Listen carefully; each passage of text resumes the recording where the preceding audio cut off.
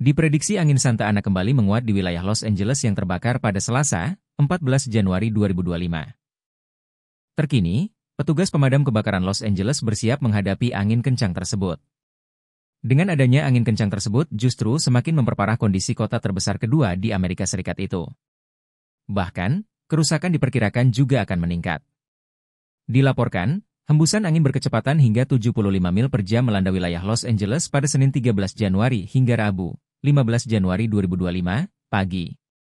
Terkini, penyebab kebakaran belum terungkap, namun petugas terkait tengah melakukan investigasi. Jumlah korban tewas akibat peristiwa tersebut mencapai 24 orang, Senin, 13 Januari 2025. Diperkirakan korban akan bertambah, pasalnya hingga kini pihak berwenang masih menyisir reruntuhan untuk mencari orang hilang.